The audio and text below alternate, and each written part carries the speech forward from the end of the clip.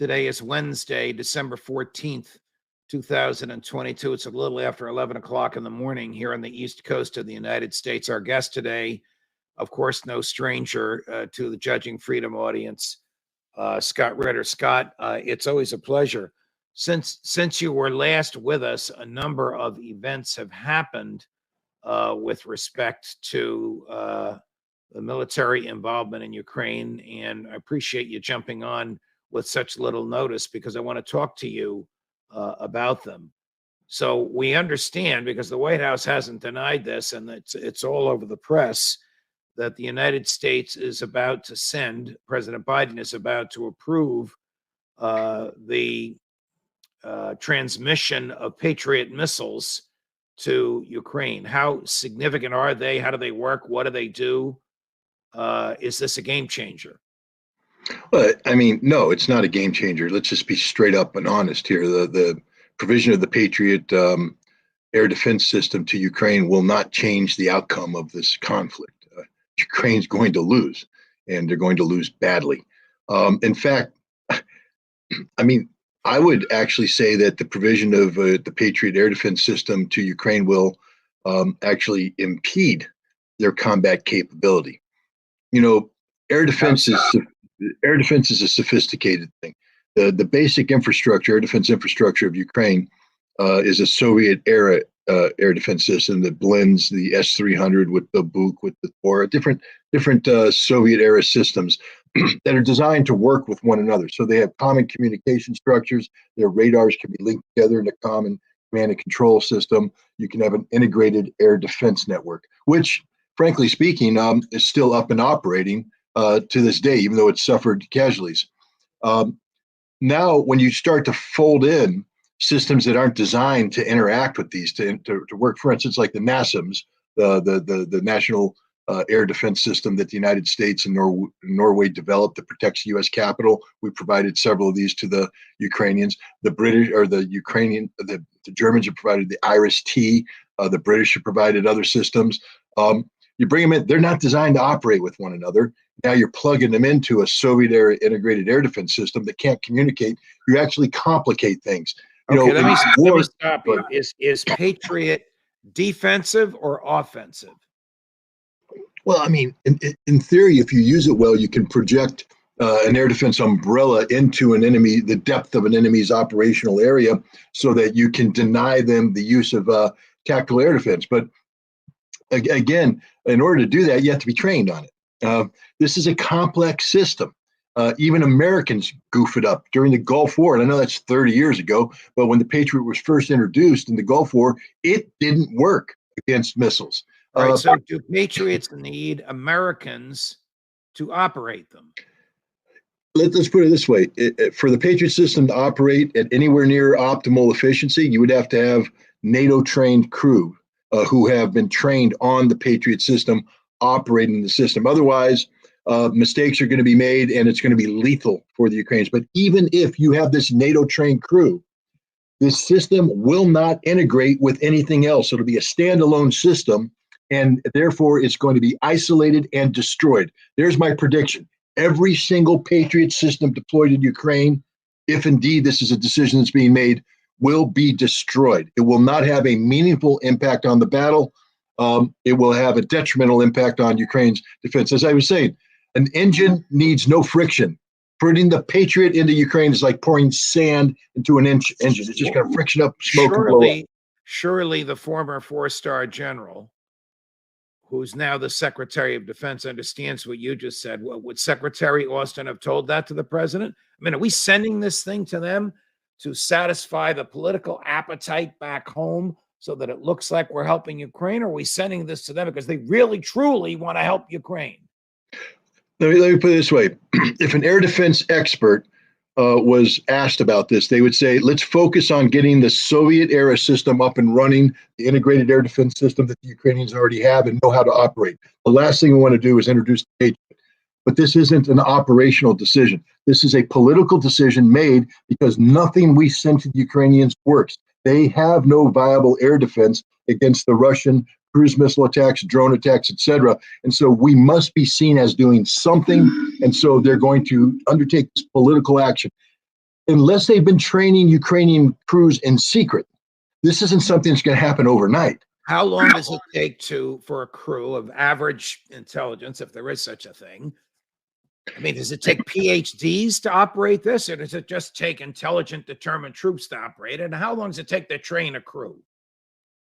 Well, normally the U.S. training is several months long. In the build up to the Gulf War, Israel had sent crews over to the United States to get trained on the Patriot system, and they were rushed into combat once the Iraqis started firing missiles. And these Israeli crews did not function with full effectiveness because they were unfamiliar with the system, and trying to learn it while at war is not the way to do it. American crews that were trained were making mistakes left and right in Saudi Arabia. So even if you're fully trained, it's a hard system to operate. But it would take months to train the Ukrainians up to speed. They would have to be over at Fort Sill. They would have to be at White Sands, missile test facility training right now in order to be deployed any level of combat efficiency come early spring. Do you know if we have Ukrainian troops or crews in the U.S. being trained in the U.S. to use American equipment that's about to go over to Ukraine? That would be novel and newsworthy, I would think. Yeah, I don't know that. I'm just saying that's what will have to happen. Look, even Germany, who operates the Patriot, sends their people to America. The only place you get trained on the Patriot system is in the United States of America. So for the Ukrainians to come up to speed on this, logic dictates it would have to come to the United States. I don't have any evidence that this is happening. I don't have any information. I'm just saying, logically speaking, if you're going to give them the system, they have to be trained, and the only place to train are these Patriots in Poland already ready to be moved across the border? Can they be used from Poland if they're there, or are they somewhere in the U.S. and they got to be shipped to Europe? Well, first of all, the Patriot systems that are in Poland right now, I believe, are German systems. So totally different command system, et cetera. Germany's already said, no, we're not providing Patriots to Ukraine. They could take away combat capability from the theater, meaning transfer this equipment that's already in place to protect American assets. But I wouldn't want to be the commanding general signing off on that one. It's stripping away my protective capability to send it to Ukraine. So logic dictates that if they have to train these people, they're going to fall in on a training packet. And while that's happening, maybe from the reserve units, they'll be put. The other thing I will say is this: the Ukrainians aren't going to get the best Patriot system. They're just not going to get the up-to-speed modern one that we have. They're going to get an older variant that doesn't work as well. Do you know where they will come from? I mean, much of the other military equipment the Ukrainians received, you told us this, was already in Europe. Are the Patriots, American Patriots, already in Europe, or do they have to be shipped across the Atlantic Ocean? No, there's American Patriot systems in Europe, but again, these are the front line, top line American systems with all the capabilities, bells and whistles. We're not giving that to the Ukrainians. I can guarantee you 100% right now, they will never see that. They're going to get the stuff that's in the National Guard, the older models, the stuff that's dating out. That's what they're going to receive. That's what we give people. We don't export the very best we have, especially to ill-trained troops who are going to, for the first time they're going to use it, is going to be in combat. No. Okay. Can the Russians effectively close the border between Poland and Ukraine so that we can't bring them anything by land? Not unless they physically do this, not unless they thrust down and physically occupy that border. That require several hundreds of thousands of troops. And I don't think they're in that business right now. The best thing they can do is continue to try and interdict. Remember this: the Patriot has an extensive footprint, meaning when it's deployed on the ground, it's easily detectable. You ain't going to operate this thing in secret. So the Russians are going to fine-tune their intelligence, surveillance, reconnaissance assets to be on a Patriot hunt. This isn't like the HIMARS where you can take a single system out of the woods, fire off 10 rockets, and then run away. The Patriot system is going to be laid out on the ground, radar operating, and the Russians are going to destroy it. That's just all that's going to happen. Okay. Yesterday, a British lieutenant general by the name of Robert McGowan, Magowan, revealed, either intentionally or inadvertently, that British troops are on the ground in Ukraine. Do you know of this? If it is true, what does this mean? Well, first of all, we have to ask ourselves, why is a British lieutenant general saying this to the press? This Right. wasn't an accident. He said it on purpose. So we have to ask it. Now, we dig deeper. He spoke of two deployments of the 45th Commando. That's a specific British Marine unit. Understand that is a conventional infantry unit. There ain't nothing special about it. They're just like saying that's 1st Battalion, 4th Marines. Good fighters wouldn't want to go up against them in a bar fight or a ground fight. These aren't special operations soldiers. These aren't covert warriors. These are standard line infantry. They were deployed twice, according to him, once in January to provide diplomatic security, to beef up security at the British embassy in belief that the Russians might be launching an attack. And the second time in April, I believe, to be involved in the evacuation, providing security for British diplomatic staff and equipment as it's removed. Now, he said there were also certain covert or secret operations of great sensitivity and high risk. Now, that could either be used to describe diplomatic security, but let's remember this. There are people trained to protect diplomats in close-in protection. They're not British Marines. They are called Special Air Service. These are people who are trained to do that. They protect the prime minister. They protect diplomats. Marines don't do that. Marines have big necks, big arms for a reason. They close with and they break people in half. There's nothing covert or subtle about them. I believe that the general spoke of acknowledged events in a way to disguise something else, meaning that they need a cover story. And what do they need a cover story? Let's say, for instance, the British Marines who have a covert arm called the Special Boat Service, or SBS, who are believed to be operating in the vicinity of Odessa, training the Ukrainian Marines on how to carry out covert operations like the underwater unmanned drone attack against the Sevastopol naval base that took place a couple months ago. The British planned that and probably played a role in executing that, implementing that. The Russians have been targeting them. Let's say they killed a couple of these SBS guys. How do you eventually reveal this to the public? Well, most SBS guys began as regular Marines. So now you can say, instead of saying, Lance Corporal Smith of the Special Boat Service, you'll say Lance Corporal Smith of, B Company 45 Commando died in a training action or died here or something, or died in Ukraine, but he was on a sensitive mission. Yeah, it was diplomatic security. You want to deny. That's the only, why would a lieutenant general speak to the press? He's doing it to plant a story, to plant an idea. Why? To get ahead of something that may be coming out, which is probably casualties amongst the Special Boat Service personnel operating in Ukraine covertly in support of the Ukrainian Marines. If they're operating there, you say covertly. Obviously, we know what the word means, but as a practical matter, would they be armed and would they be in uniform? Or would they look like CIA, just like somebody walking down the street? It depends on what legal authority they're there on with the British government, who has different legal authorities than the United States. But oftentimes when either Special Air Service or the Special Boat Service go on denied operations, they might go under the authority of the MI6 or Secret Intelligence Service, in which case they may not wear uniforms. They may seek to blend in. It depends on what they're doing. If they're training and advising, they could probably get away with just wearing civilian clothes. But if they're going to get close to the Russians, close enough to engage or be engaged, if they're not wearing uniforms and they get captured, they lose all sorts of legal protections. That we know. Yes.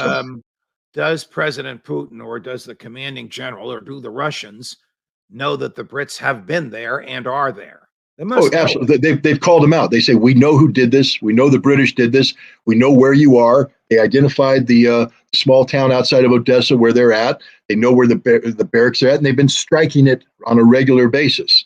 There's reports that they actually hit the barracks where the British people were, and casualties were inflicted. We don't know any more detail than that, but the Russians are on this. McGowan's talk to the irony is the Russians weren't taken by surprise by anything he said. It's only we in the West who go, what? The Russians are going, yeah, we knew that. All right. Last topic. Is it true, as you understand it, that the Pentagon, which must mean the president, has authorized the use of American offensive weaponry to strike deep into Russia? If it is, it's a departure from declared policy. The declared policy of the United States is to discourage this and not to encourage that. The United States has gone on the record as saying we are not involved in targeted decisions. Now, we know this is a lie because the Ukrainians who received the target information said, no, the Americans are involved in every aspect of this. But it's a departure from declared policy. Could it be, undeclared policy, covert policy? Sure. I trace that story back, and it's to an unnamed official. So we don't have any official sourcing. We don't have a name. We don't have anything other than somebody talking to the press. Could this be part of information warfare to create a perception, to shape, Russian opinion? Who knows what's going on? What we do know is that the Russians have said that if the United States does that, then the United States becomes an active participant in the conflict. There will be asymmetrical response, meaning the Russians may not respond by doing the same thing to the United States, but at some point in time, something will happen. All right. So the Ukrainians fire an American-made missile. It lands, hypothetical, 100 miles outside of Moscow. It destroys some training facility or some fuel storage depot. It kills a half dozen Russians. The Russian police and fire putting out the fire see "Made in USA" on it. What happens? I mean, this becomes a political decision because that attack does not change the military balance, doesn't change any reality on the battlefield. So if I'm a Russian, I have to sit there and say, okay, that happened, that's bad, but it didn't alter what we're doing. We're still winning. So am I going to overreact to this in a way that distracts me from my victory, or what? So I think the Russians have shown extreme patience. They are totally focused on success on the battlefield, and they're not going to allow themselves to be distracted by these irritating pinpoint attacks that are taking place, pinprick attacks taking place by the Ukrainians, because to do so, then you play into the game. Right now, I think we're in a contest of escalation management, where there are people in the West that want the Russians to overcommit, thereby justifying NATO and the United States, pouring more support in. The Russians need to manage this to limit the involvement of NATO, not to overreact to suck NATO in. Okay, let me sum up where I think we are. My summary will be a predicate to a question. If you reject any of the summary, then tell me before you answer the question. In Poland, we have 40,000 American troops, some 101st Airborne. With them, 50,000 Polish troops. We have on the ground in Ukraine, American troops out of uniform, American CIA. We have on the ground in Ukraine, British troops in uniform, British troops out of uniform. American CIA in Ukraine is spying on the Brits, the Poles, the Ukrainians, the Russians, whoever they can spy on. Has World War III begun? First of all, I accept everything you said. World War III is, we're on the cusp of World War III breaking out. This is why we come back to my last answer about escalation management. The last thing the Russians want to do is create a condition that is conducive to World War III actually breaking out. They see all these pieces that you just described on the table. And from the Russian perspective, it's how do we continue to win, continue to prevail on the battlefield without bringing these pieces in. Escalation management. Because if the Russians overreact, then these pieces now become players in a larger conflict, which could be articulated as World War III. Right now, World War III isn't breaking out because there is no direct combat between the NATO, the United States, and Russia. But all the pieces are there for that to happen, which is why, for instance, sending the Patriot missile into Ukraine is very stupid and foolhardy, because you're just creating more potential for the Russian escalation management to go out of control and the Russians to overreact. And once they overreact, we have the escalation cycle going up. World War III breaks out, and it's not going to be a good day for anybody. Scott Ritter, always a pleasure. We'll see you on Friday when we'll talk about what's going on in Romania. Thanks for joining us. Thanks for having me. Judge Napolitano for judging.